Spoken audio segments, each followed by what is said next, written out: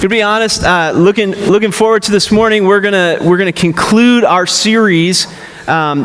We've been walking through the past 8 weeks or so in Ecclesiastes, this Old Testament book written by Solomon, who's king of Israel, who is up until that point in time the most successful, wealthiest, powerful man in the known world, and writing near the end of his life, kind of dealing with the fact that even in great success, even in great wealth, even great power and accomplishment, there is just a certain level of vanity, meaninglessness in life. The idea that he continues to go back to is that all of life is hevel. He uses that word 38 times. It's a Hebrew word. It literally means cloud or vapor. It's that life in itself kind of gives this expectation of some substance or some things that are really going to be valuable, and yet if we place our meaning and value and seek it out under the sun, what we find is kind of like when you walk into a cloud, that though it looks substantial from a distance, there's just nothing there substantial at all, that it just falls short. It just doesn't meet expectations. And so we're going to conclude that this week, just kind of finish up this series, look at the last thing that really is the major thesis that he puts forth in the sort of hevel of life. Got to be honest with you, it's going to be a little bit of a downer. In fact, if you read the book of Ecclesiastes, you know that Solomon in himself, as he's writing this, sort of has a really depressing take on everything. Wouldn't be the guy that you'd want to invite to parties, because over and over again, everything that you enjoy, he's kind of going, yeah, it doesn't mean anything. Good luck. Have fun with that, but it's going to be a failure for you.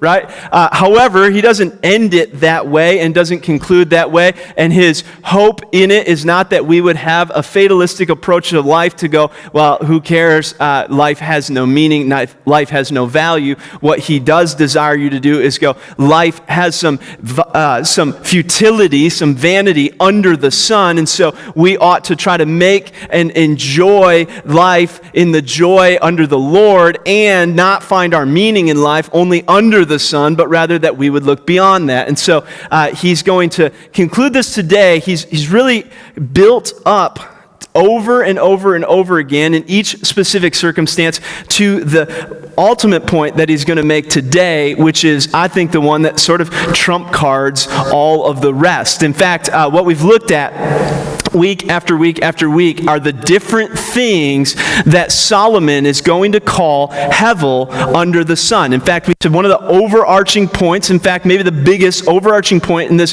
book, this Old Testament book of Ecclesiastes, is that life under the sun, life on this earth, has a certain element of hevel, meaninglessness, a certain element of not meeting the expectations that we put on it. And he then systematically just begins to kind of take each different aspect that we have a tendency to place a lot of our hope, a lot of our faith, a lot of our trust in, and say, this is ultimately going to fail you. We began with the idea of wisdom and knowledge, and you growing in your understanding of what's around you and becoming wise. And he says, guess what? I did that. Wisest man on earth did that. Knew all things did that. Better than you could done that. And what I found was that an increasing wisdom and increasing knowledge just brought an increasing pain, showed the kind of injustice and the arbitrary nature of life so many times. And so wisdom doesn't ultimately hold the answer to life on this earth. In fact, what it's going to do is it's going to lead you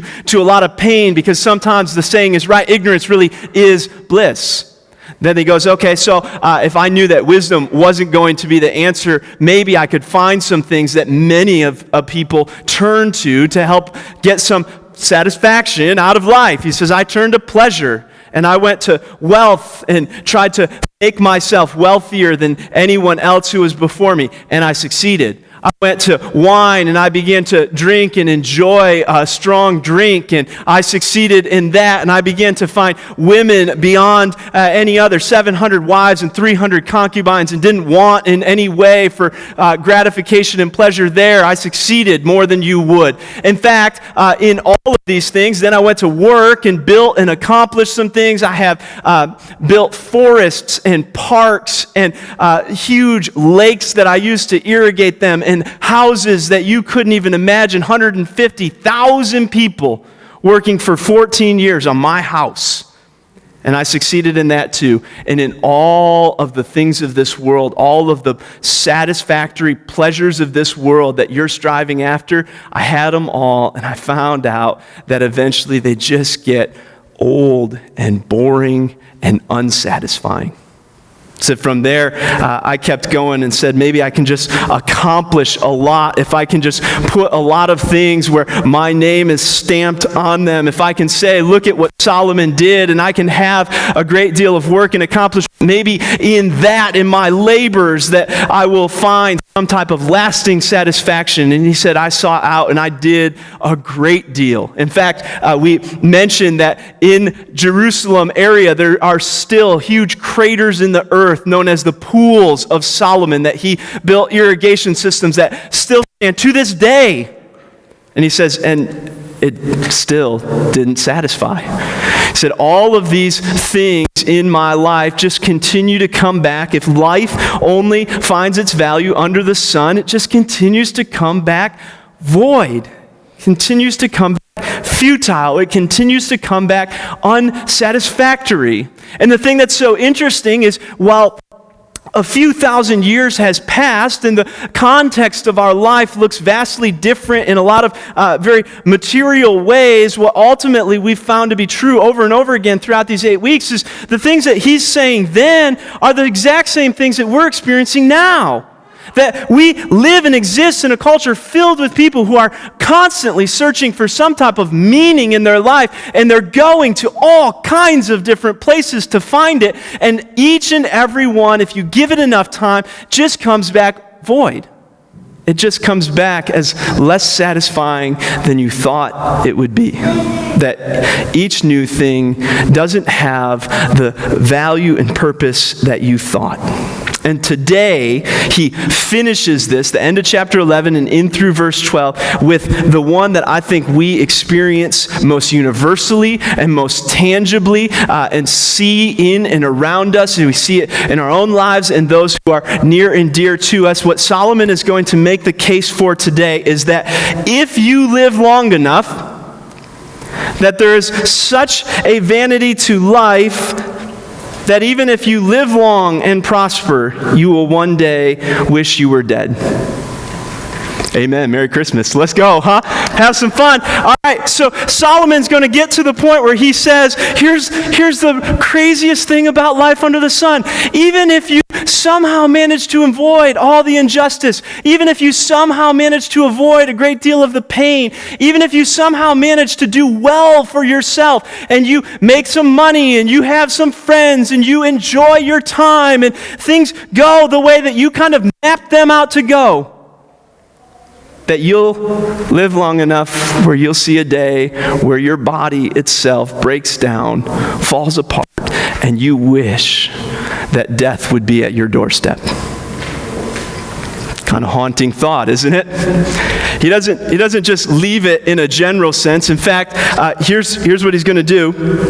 Pick up with me, and we'll start in chapter 12, then we'll come back and hit chapter 11, because I think you got to lay out the thesis that Solomon is going to make, and then from there, talk about what his solution is to this. Because if he was just someone who would diagnose a problem and go, guess what? You're going to get old, everything's going to fall apart, then you're going to die, bye. We'd be the worst church ever if that was the whole sermon, right? That you would not come back. You'd be well served not to come back. I wouldn't be lying to you, but come on. I mean, that's not the Christmas message, is it?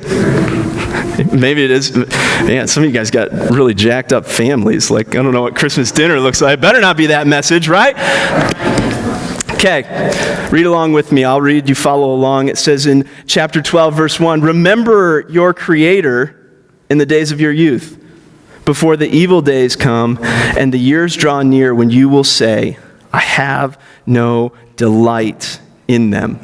Now, what Solomon is going to do is say in the next few verses that you are going to eventually reach a time in your life where you will have no delight in the days themselves because so many things are failing and falling because there's such a temporal nature to your life that you ought to enjoy the days of your youth because they are fleeting. They're going away, that you are going to start to experience some things that you didn't experience previously. In fact, we know this to be true. We'll walk through the imagery in a second, but I was thinking about this morning because yesterday, I was actually talking to a guy that helped with this yesterday. We went and moved a family from here in the church, the Reeses, and we're helping them move from one house to the next. I got there. I was telling people I got there way too early. All the heavy stuff was still there. And so I said, maybe I should go get a drink. I'll come back in a little bit here. I didn't. So I began to move some stuff, and like a stereotypical man, I started to kind of look for the stuff that was heaviest and go, oh, no problem, I got this. Right? And guys, you with me? That's what we do, right? We go, oh, yeah, no, freezer? I can take this. Well, maybe I can have one other person. I could just strap it to my back and walk it up the stairs. You know that I could do that, but okay, I'll take some help, right? So the ego gets in the way a little bit. We do this. Now, here's the thing. I'm a pastor.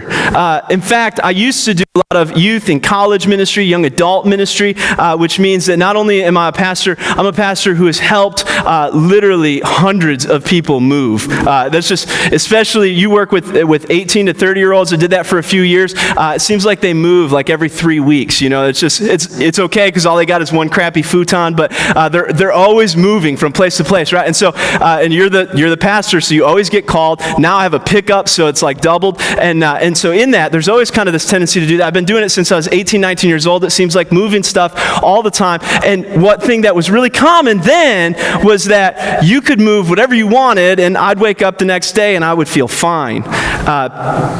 Today, I got muscles that I wasn't sure I had that are telling me that I shouldn't have picked that one thing up, right? I've got soreness in places that it's hard to even comprehend. And here's the crazy thing. I wasn't the oldest one there, right? I'm looking at some other faces who I'm going, I bet you feel really good, right? Here's why. Because we know that as time passes, the things that we used to experience in our body, in our physical existence, begins to change, and a lot of those changes are not things that we're going to love, but rather things that we're going to be frustrated by and we're going to war against for as long as we can, but we're ultimately going to succumb to. Amen? Let's look at how Solomon's going to describe them. He's going to give 10 different descriptors. It's going to be in painful detail, some of it a little too close to home for many of us, but I think it's important that you see, read, hear this imagery, walk through it. We'll have a little bit of fun together because it's just us here today. And in doing so, see how he ultimately is going to bring it to a conclusion that doesn't say, hey, you're going to get old and die, so what? But rather that in it, it's all meant to point us to something that is beyond the sun. It's meant to point us to what we celebrate so vibrantly in these weeks in particular, that God sent his son to experience those same pains, those same parts of humanity, so that we could have life that is eternal, life that is imperishable, life that is beyond the sun, that doesn't all of these breakdowns and these failures that Solomon's about to describe. So he used a great deal of imagery in this. Some of it I'm going to explain to you, kind of mentions with the context of the time. Others you're going to be able to get right away, and we'll walk through them and look at them for just a couple minutes, okay? Verse 2, he says this: before the sun and the light, the moon and the stars are darkened. That's an imagery of death. Before you die, here's what's going to happen. The clouds return after the rain. You ever notice in and amongst the storm, what often happens most of the time, right, is upon the clouds coming, the storm coming, the rain coming, afterwards it passes, right? Normally you get a couple days of good weather to follow a large storm. What Solomon says is there's going to be some times in your life, eventually you're going to reach a point where the clouds return after the rain, that there's not going to be hurt, healing, prosperity, but rather that you're going to wake up day after day after day, and it's just going to hurt. You're not going to recover the way that you once did. When I was 4 months old, my mom dropped me. Some of you are like, oh yeah, that sounds putting some pieces together here. She dropped me, not on my head, on my leg. I broke my femur. Okay, that's the biggest bone in your body. It broke my femur. They put me in a cast for a few weeks, and I was fine following that. You know that at a certain age, someone breaks their femur, and it is almost assuredly a death sentence. Why is that? Well, because clouds return after the rain. Because eventually what happens in this perishable body of ours is things begin to break down, and what once hurt, healed, and moved on has just hurted. Just hurts. Like I said, drop me, 4 months old, got it, okay. It just hurts, and it hurts, and it hurts, and it hurts. And one storm leads to the next, and the next, and to the next. And one of the things that changes now is injuries that once healed up in my body just start to leave some lasting legacy, right?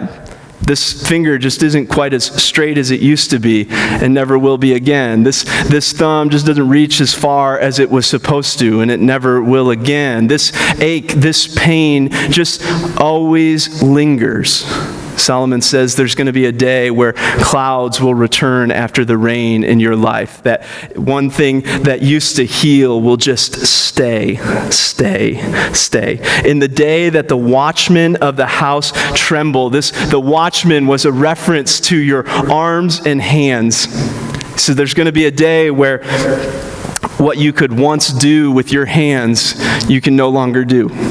There's going to be a day where your dexterity begins to leave. There's going to be a day where arthritis sets in, or you once could hold something steady and you can't do it any longer. There's going to be a day when the watchmen of the house fail you. He keeps going. Look what he says. And the mighty men stoop. This was your legs. He said, not only are your hands, your arms going to fail you, but eventually your legs are going to start to sag. We tease my wife's grandma. She's the sweetest lady in the world, but every time she sees me, she tells me I'm getting taller. I said, I can promise you that's not what's happening.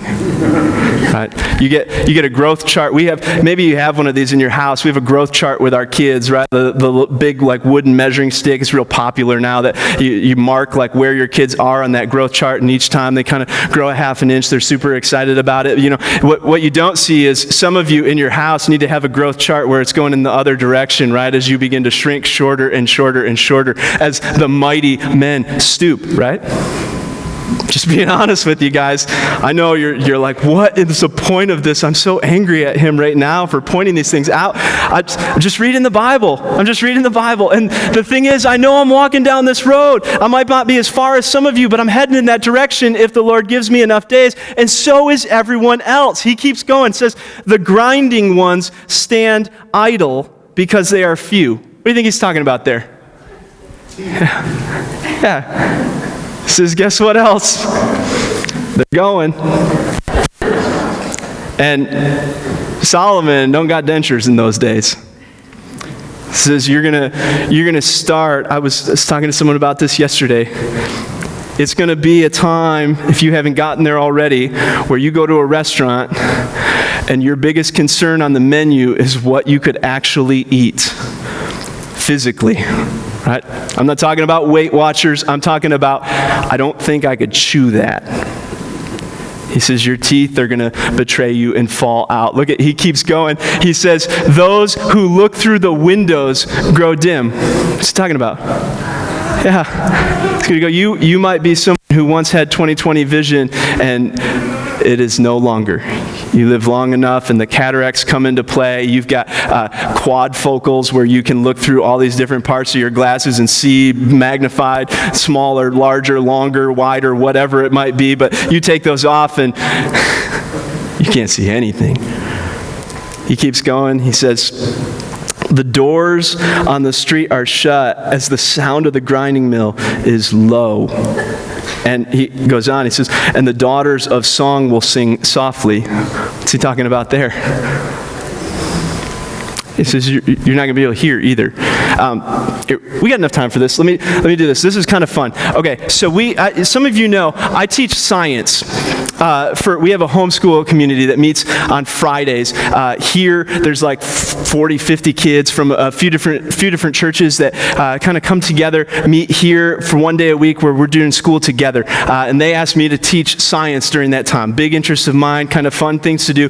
So we run these science experiments. So this past Friday, we did an experiment on how your sense of hearing works. And so we're trying to teach these kids kind of what their ears are doing, how it's working. And in fact, if you didn't know this, your ears hear kind of a pretty broad range of pitch, right? Really low pitch noise. They measure that in a measurement called hertz. You can hear as low as 20 hertz. You can hear, if you have real good hearing, you can hear as high as like 23,000 hertz, okay, in pitch. Now, as you damage your ears, or what's more common is as you get older, your hearing starts to fail you, and what you lose are the highest pitches of sound. So let me find a young person and a not so young person. Abby, come here.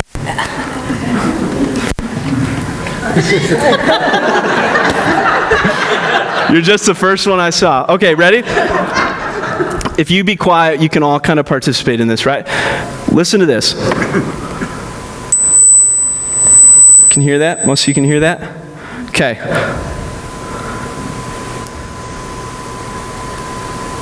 Can you hear that? Watch it again.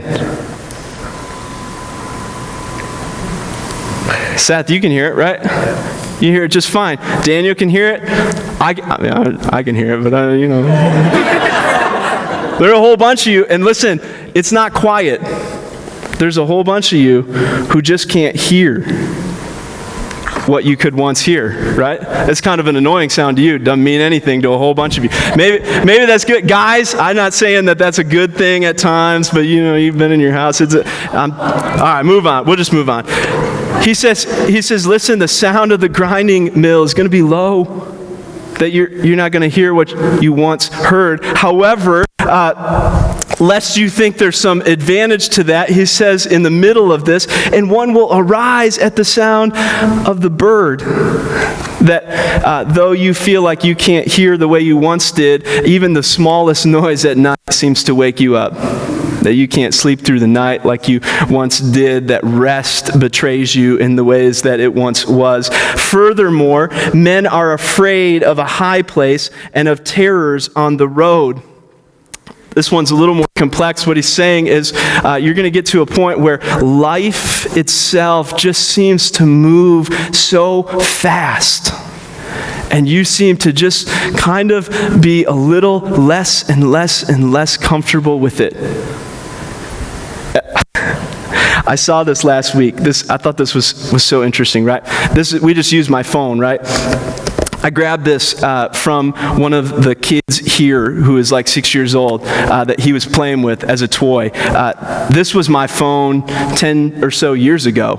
Some of you had this exact same phone. It was like the most popular phone in America, right? And this was the pinnacle of technology at one time. And I remember with this phone telling my parents at the time, hey, this phone is awesome. You can do all these things.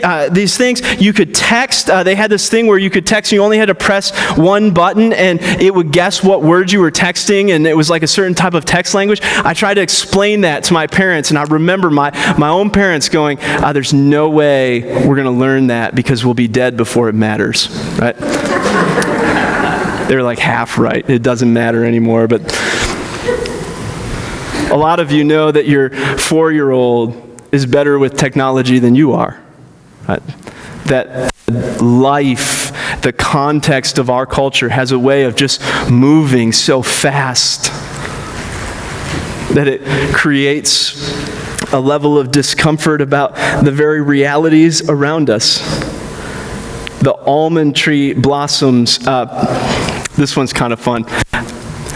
Almond trees budded in Israel and were very green, and then they would blossom. Their blossoms were white, and then right after that, they would shed all of those blossoms, right? I'm looking at some of the top of your heads and knowing you're either getting there or it's wintertime, right?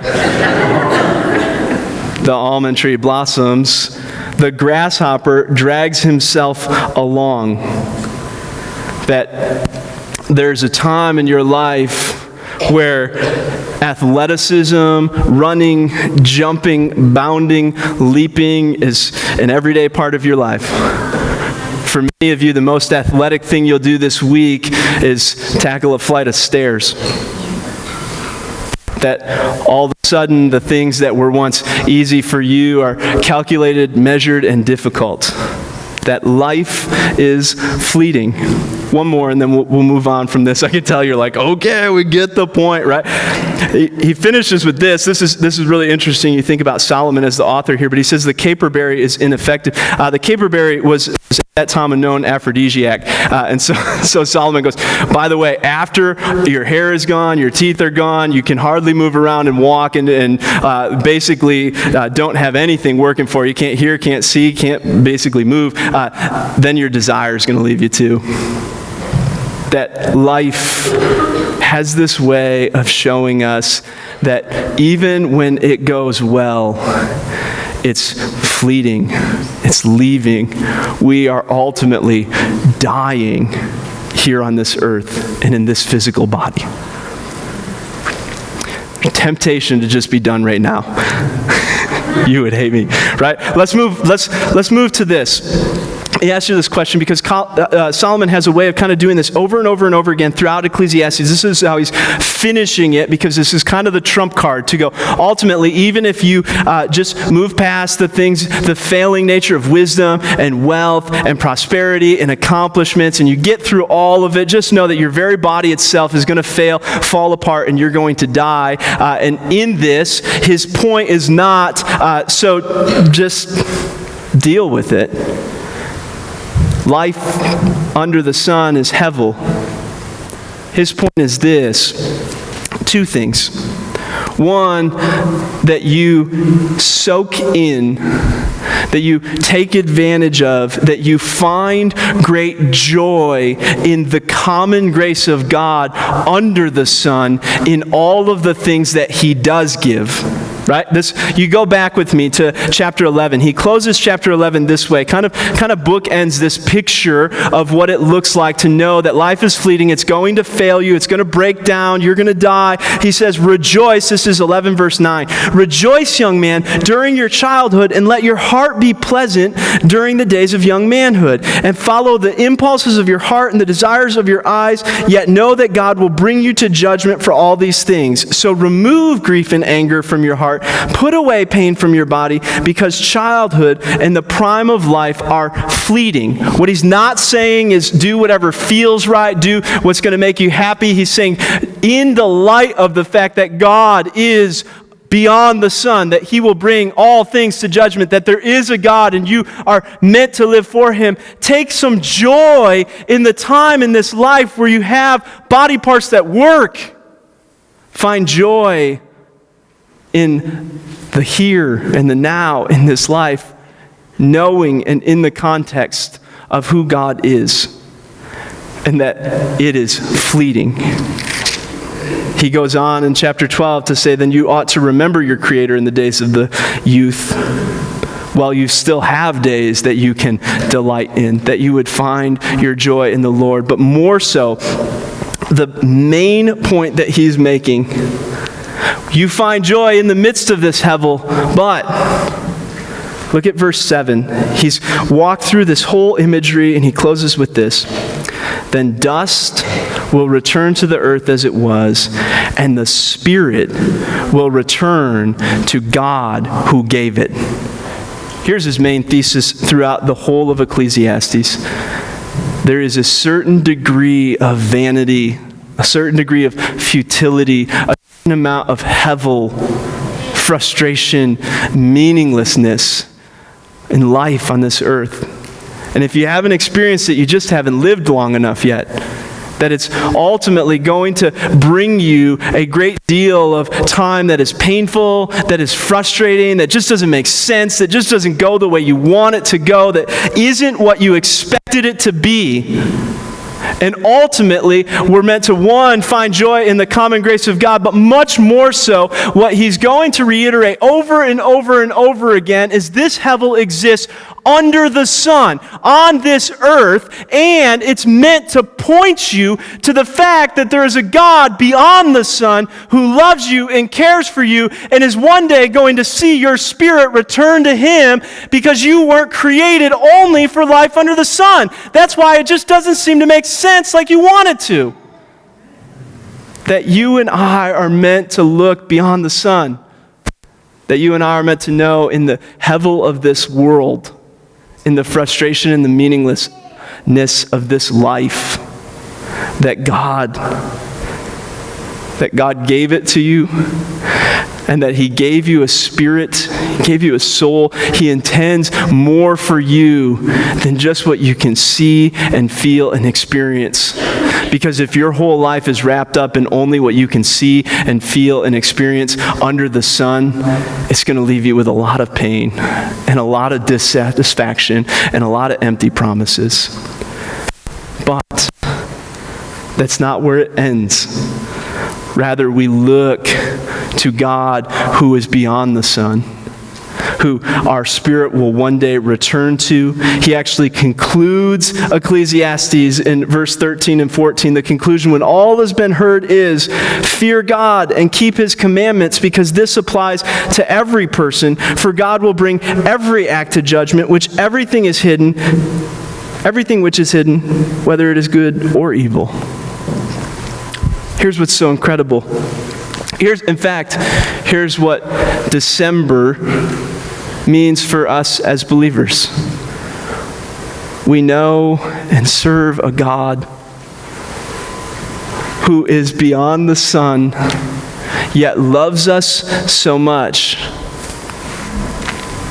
that in just a couple weeks, we will remember and celebrate the time that he took his son and sent him under the sun. That God didn't look beyond the hevel and go, good luck, but rather that in his great love for us, took his one and only son and sent him to earth.